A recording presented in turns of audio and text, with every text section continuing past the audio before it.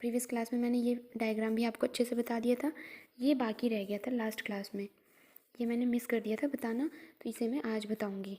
देखिए इसमें क्या है, child mortality targets in the national health policy 2017। 2017 के दौरान चाइल्ड मॉर्टेलिटी टारगेट जो है वो कितना परसेंट इंक्रीज़ किया है, इसमें हम ये जानेंगे। First, reduces under 5 mortality rate U5MR to 23 per 1000 live birth bye 2025।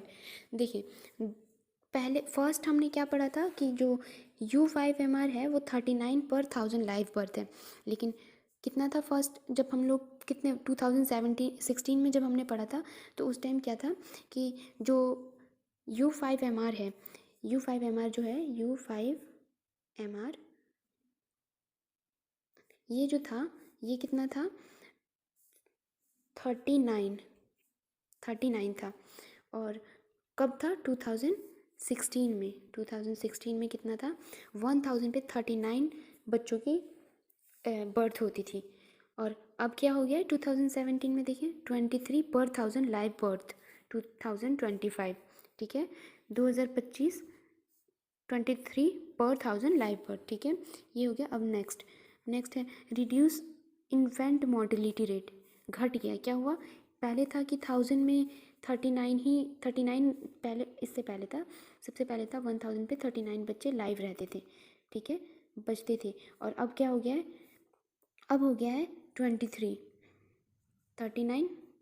पहले था और अब हो गया है 23, तो कितना ज़्यादा डिक्रीज़ हुआ है, रिड्यूस हो गया है, एकदम घट गया है।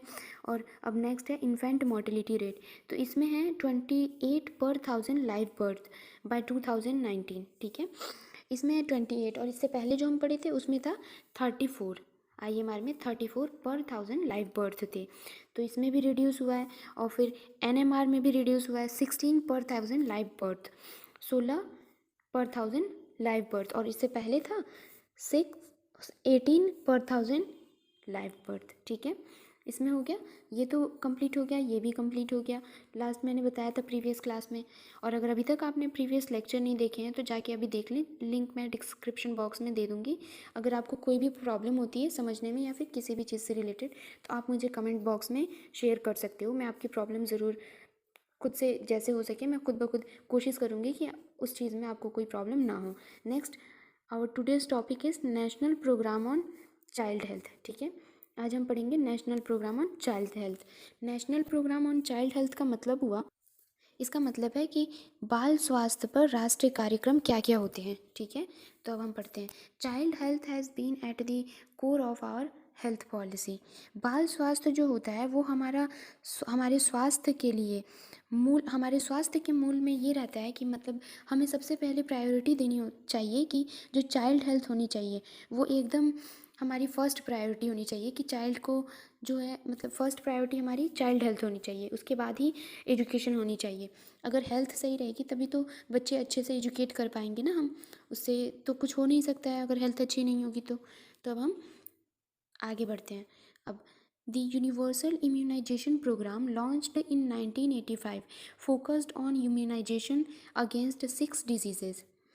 जो 1985 में immunization universal immunization programme launch हुआ था, उसमें हमें कुछ ही 6 डिजीज़ेज़ के बारे में बताया गया है, जिसमें फर्स्ट डिजीज़ देखिए 6 डिजीज़ेज़। फर्स्ट है हमारा ट्यूबरक्यूलोसिस, ओके ट्यूबरक्यूलोसिस क्या है, टीवी को हम ट्यूबरक्यूलोसिस भी बोलते हैं। इसमें जो होता है ना कि लंग्स में कुछ ज़्यादा ही कफ जमा हो जाता है, या फिर मतलब अंदर से जब एक्सरे कराओगे तो कुछ ना कुछ प्रॉब्लम आ ही जाती है लंग्स में, और ये ज़्यादातर खांसी होने की वजह से होती है। अब नेक्स्ट हमारा है पोलीमाइलाइटिस, ओके रुकिए, पोलीमाइलाइटिस, पोलीमाइलाइटिस क्या है, पोलियोमाइलाइटिस वो बीमारी है जिसमें हम पोलियो वायरस की वजह से कोई एक ऑर्गन या फिर कोई पार्ट डैमेज हो जाता है, ठीक है डिसेबिलिटी आ जाती है उसकी वजह से। अब नेक्स्ट हमारा क्या है, देखिए डिप्थीरिया, ठीक है डिप्थीरिया अब हम पढ़ेंगे। डिप्थीरिया जो बीमारी है वो एक गले के अंदर होने वाली बहुत गंभीर बीमारी होती है, जो सीरियस इन्फेक्शन की वजह से होती है। और ये इन्फेक्शन जो होता है वो बैक्टीरिया के थ्रू होता है, और उस बैक्टीरिया को हम कोरिनो बैक्टीरिया बोलते हैं, ठीक है जिसमें इंसान के अंदर सब कुछ सही रहेगा, लेकिन ये जो बैक्टीरिया होती है ना, ये बीमारी की वजह बना देती है इंसान के बॉडी के अंदर, और इससे गले में प्रॉब्लम होने लगती है। अब हमारा नेक्स्ट है, देखिए, ट्यूबरक्लोसिस हो गया, पॉलीमाइलाइटिस हो गया, डिप्थीरिया हो गया, पर्ट्यूसिस, ठीक है। पर्ट्यूसिस जो होता है ना, वो एक वूफिंग कफ डिजीज़ होता है। ये सबसे ज़्यादा किस बैक्टीरिया की वजह से होता है? बॉर्डटेला बैक्टीरिया की वजह से। इसका पूरा नाम है बॉर्डटेला पर्ट्यूसिस। ये बीमारी सिर्फ और सिर्फ इंसानों में ही होती है। ये बैक्टीरिया सबसे पहले अटैक करता है हमारे सीलिया को। सीलिया जो कि टीनी हेयर लाइक स्ट्रक्चर को हम सीलिया बोलते हैं, ओके। अब देखें, सीलिया जो है वो रेस्पिरेटरी सिस्टम के अपर पार्ट को लाइन करती है, ठीक है। और ये जो क्या करता है ना, पर्ट्यूसिस वूफिंग कफ, ये बैक्टीरिया उसी को अफेक्ट करता है, सीलिया पे सबसे पहले अटैक करता है। अब हमारा नेक्स्ट है टेटनस। तो टेटनस क्या है? टेटनस जो होता है ना, वो फीटल बैक्टीरिया होता है, ठीक है। मतलब फीटल बैक्टीरिया की वजह से, फीटल बैक्टीरिया की वजह से होता है, ठीक है। इसमें जो इन्फेक्शन होता है, ये बीमारी, मतलब इसमें जो भी है, टेटनस जो है वो एक फीटल बैक्टीरिया की वजह से होता है। ये बैक्टीरियल इन्फेक्शियस डिजीज़ होता है, और ये सिर्फ वैक्सीन के थ्रू ही बचा जा सकता है। इससे अधिकतर इसमें पेशेंट की डेथ हो जाती है, क्योंकि प्रॉपर वैक्सीनेशन नहीं हो पाता है। और स्पेशली ये सब चीज़ें जो आउटी एरियाज़ होते हैं, जहाँ पे हॉस्पिटल काफ़ी दूर रहे, बहुत देहात जहाँ रहता है, वहाँ पे होती है, क्योंकि वहाँ पे जो मेडिकल इक्विपमेंट्स होते हैं और मेडिकल डॉक्टर्स होते हैं वो अवेलेबल नहीं होते हैं। अब टेटनस हो गया, देखें, tuberculosis, poliomyelitis, diphtheria, pertussis, tetanus and micelles. अब मिसल्स क्या होता है? मिसल्स ये एक वायरल इन्फेक्शन है जो ज़्यादातर छोटे बच्चों में होती है, और इसका जो वैक्सीन है वो ही इसे प्रिवेंट कर सकता है। ये सिर्फ वैक्सीन से ही प्रिवेंट की जा सकती है, ठीक है। और ये जो होता है ना, इसमें ये सबसे ज़्यादा, मिसल्स भी समझ गए, सारे डिजीज़ के बारे में मैंने बता दिया आपको। अब हम स्टार्ट करते हैं।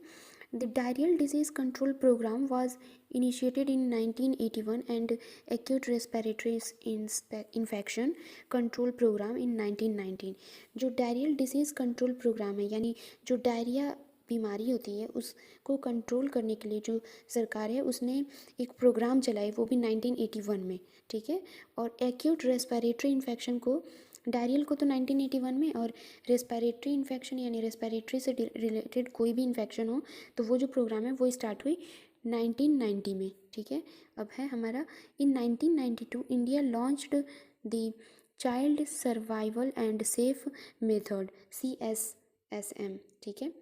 CSM का फुल फॉर्म होता है child survival and safe method, ठीक है, programme by combining intervention for child surviving immunization, control of diarrhoeal disease, respiratory infection, vital A supplement, essential newborn care and maternal health, antenatal care, ठीक है। इसमें क्या हुआ ना, इंडिया एक launch की एक प्रोग्राम, जिसमें क्या होता है कि इसमें जो चाइल्ड सर्वाइवल होता है, इम्यूनाइजेशन यानी इम्यूनाइजेशन बढ़ा चाइल्ड इम्यूनाइजेशन बढ़ाने के लिए, चाइल्ड इम्यूनाइजेशन बढ़ाने के लिए, एक मिनट, चाइल्ड इम्यूनाइजेशन बढ़ाने के लिए जो हेल्थ प्रोग्राम स्टार्ट की, देखें, wait, okay, let's get started. Back आते हैं हम लोग, थोड़ी सी प्रॉब्लम हो गई थी, ओके। चलिए अब हम शुरू करते हैं। देखिए, CSSM, central survival and safe method programme by combining intervention for child survival. ये गवर्नमेंट ये सोची कि हम अब बच्चों के सर्वाइवल के लिए क्या ही कर सकते हैं, तो उन्होंने एक इम्यूनाइजेशन प्रोग्राम एक्वायर किया, जिसकी वजह से बच्चों को किन किन बीमारियों पे कंट्रोल करने के लिए, डायरियल डिजीज़, रेस्पिरेटरी इन्फेक्शन यानी डायरिया से रिलेटेड, या फिर रेस्पिरेटरी ऑर्गन से रिलेटेड, या फिर विटामिन सप्लीमेंट देने, कुछ भी, जैसे newborn, essential newborn care, newborn baby को कैसे केयर किया जाए, कैसे नहीं, वो सब भी, ये सब स्टार्ट हुआ 1992 में, ठीक है। अब नेक्स्ट देखिए, यहाँ तक तो हो गया, supplement, essential newborn care and maternal health, antenatal care, deliveries in institutional emergency obstetric care, ठीक है। In 1997 the programme for family planning and the CSSM यानी child survival and safe methods programme were merged to create the reproductive and child health program in phase 2 of the RCH program 2015। ठीक है, अब क्या हुआ 19 देखिए 1997 में जो government है वो मर्ज की 2-3 प्रोग्राम्स को एक साथ, वो भी 2005 में जो RCH प्रोग्राम हुआ उसके साथ। ठीक है, adolescent health component was added, और इसमें एडोलेसेंट हेल्थ कंपोनेंट भी ऐड कर दिया गया।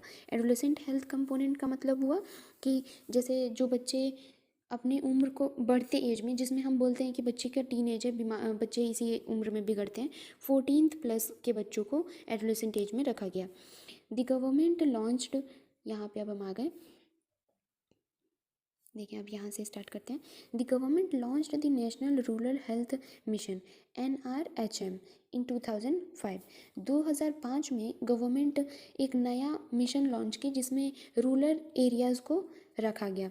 ठीक है, this mission include investment in public health, improvement in health system, focus on communities decentralization and demand side interventions to improve effectiveness of the programme.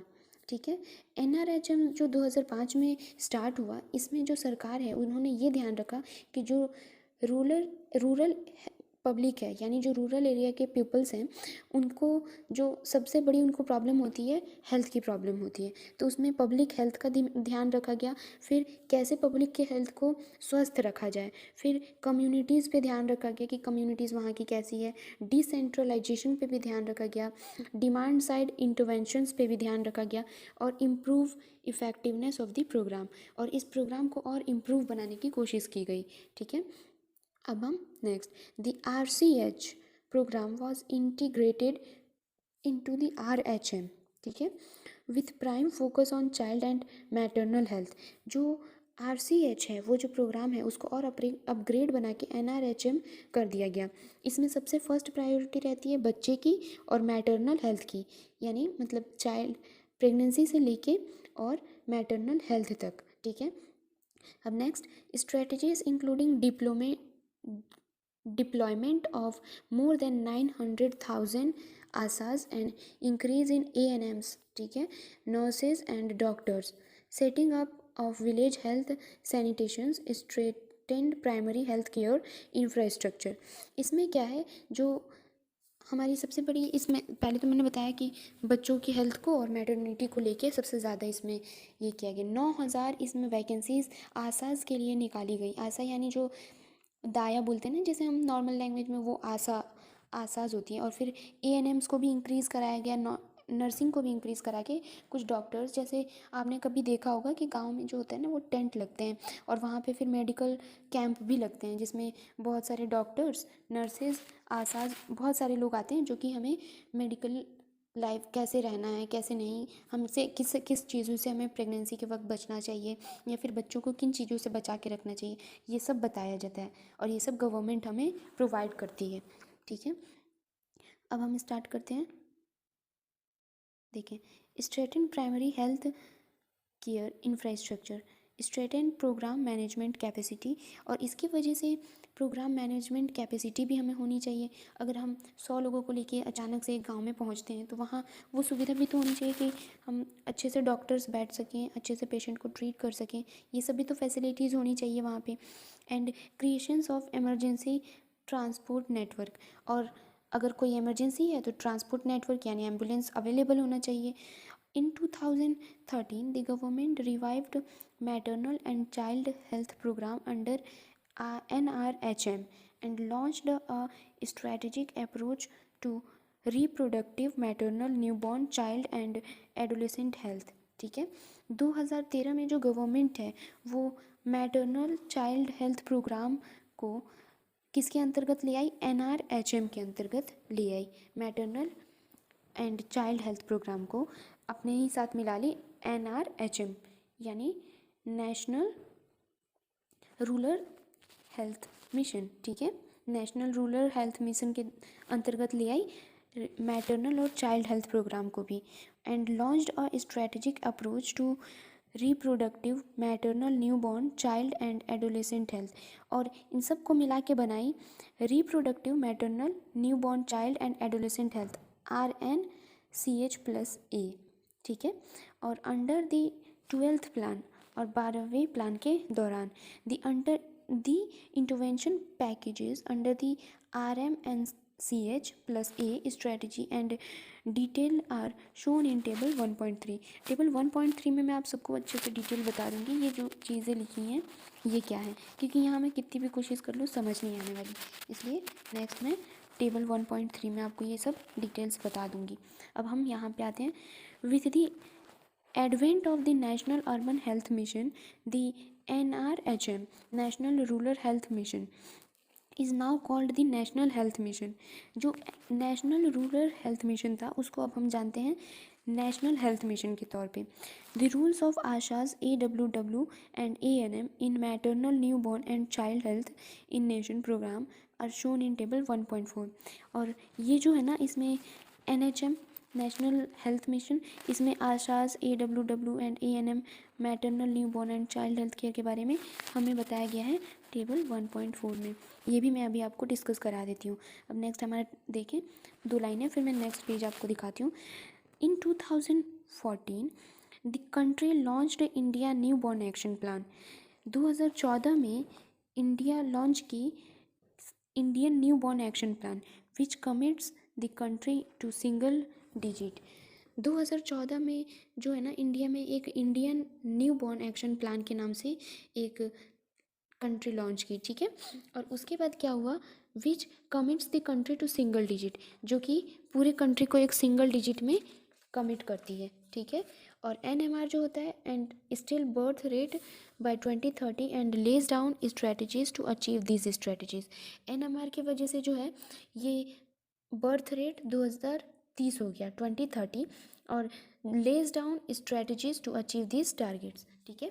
अब मैं अभी आपको बताऊंगी इसके आगे ये जो 1.3 ये टेबल मैं आपको बताने जा रही हूँ, ठीक है। अब हम स्टार्ट करते हैं 1.3। ओके वेट, 1.3 टेबल और 1.4 टेबल मैं आपको अपने नेक्स्ट वीडियो में बताऊंगी। अभी तक आपने चैनल को लाइक या सब्सक्राइब नहीं किया है तो लाइक और सब्सक्राइब ज़रूर करें, मुझे आपके सपोर्ट की बहुत ज़रूरत है। और अगर अभी मतलब आप हमेशा ऐसे ही मुझे सपोर्ट करोगे तो मैं नए नए वीडियोज़ अपलोड करती रहूँगी। Thank you for being a part of my channel. Thank you very much.